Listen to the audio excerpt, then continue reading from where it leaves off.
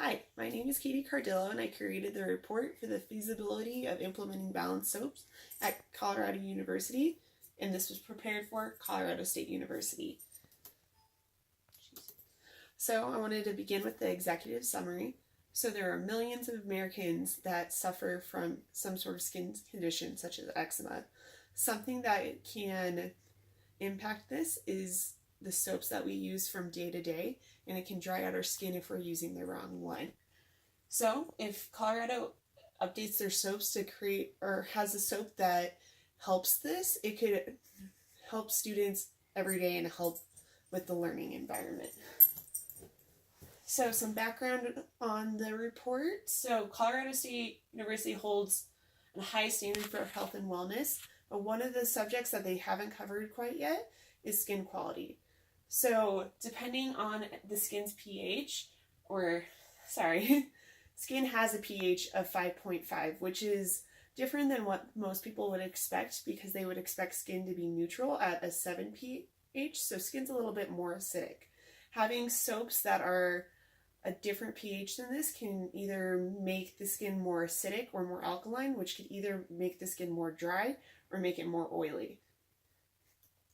So the method I used for analysis is I chose 5 different soaps that could be an alternative option. So I used Dove, Lever 2000, Johnson & Johnson, Olay, and Dial. So things you do see every day and then that our doctor recommended that I've heard myself.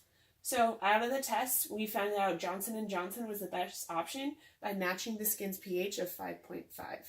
The worst one ended up being Dial, which is very commonly used like a dish soap, but Lever 2000 is not far behind.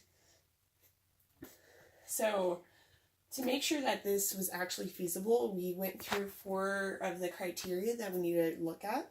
We started with technological feasibility. So this is if the technology actually exists already. So there is technology to mass produce this, so a university could make a large scale order, and also has the technology to create different pH soaps so we can reach the target that we want. Also for economic practicability and social desirability, I created a survey that would accomplish both of these to see if it was feasible. I asked several different students if CSU's current soap makes their skin feel dry, if they would appreciate a better soap at CSU, and if they would pay an additional fee to health and wellness for better products.